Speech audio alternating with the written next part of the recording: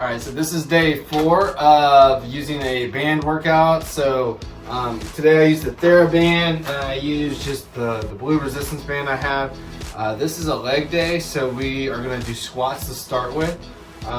Just like the other workouts, it's 3 sets. I do 20 reps. Again, you can add some more sets if you want. So I'm gonna take a shoulder width stance. With the bands itself, it's gonna come up to my side. Elbows are gonna kind of tuck, almost like I'm gonna do a front squat. I'm gonna go through my squat motion and back up. Squat motion. I try to slow it down as much as possible to get a little bit more from this, just because it's not a lot of weight. The bands work great for this, but it's just it's not quite as difficult to me. So use whatever band you have. And yeah, like you can do it to a chair if you feel a little bit more comfortable sitting down in one, or you can just do a free squat like I just did. I don't go to depth typically. I try to go to about 90 degrees. I've bended my leg with it, so keep that in mind. The next one that we're gonna do is a Romanian deadlift. So what you're gonna do is where my hands are at on this band right now, we're gonna stand on it there. And we're gonna grab the middle portion of the band to do, to give us a little bit of resistance while we're hinging. So I'm gonna stick this band on the ground, step where I was just holding it. I'm grabbing the middle part of the band here, and then I'm going to bring it up through a hinge. So I'm gonna come on down to what's comfortable. I normally come to about where my wrists meet my knees, and then stand back up nice and tall. You're thinking about hinging here with your hips back flat, where you can, and back up. Some of you may be able to keep your posture straight all the way to the ground. I can't do it, so good on you. Go within your range of motion. What you just saw was mine, so there's that one. Next one, I'm gonna fix this to a low point near a stair. So if you got steps in your house, great. If you don't, you can just take like a high knee with it, as if you're standing on something. And this is really slow and controlled. So it's gonna be, the bands are gonna be behind me. When I step up, I'm not stepping for speed, I'm trying to control it so the bands don't pull me back down the stairs. So I go nice and slow with it. You can go a little bit faster. Really think about keeping your control over the band. It's gonna wanna pull you right off the stairs. I recommend if you have a lighter band to start with that, than one of the heavier resistance, and only because it can be a little bit dangerous if you're getting yanked back by a band off the stairs. So take your time with it. Like you saw, that's the speed I go for all 20 reps on one leg, and then I'll do all 20 reps on the other leg.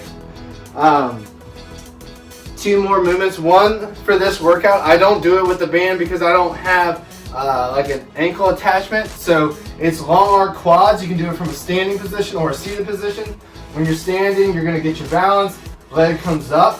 We're at about 90 degrees, we're gonna extend out to where we comfortably can, and back down. When you extend, you don't wanna tilt. So you can notice, like when I extend out, this is where I'm comfortable before I start to tilt, and then I'm gonna bring it back in. If you can extend it farther out, great.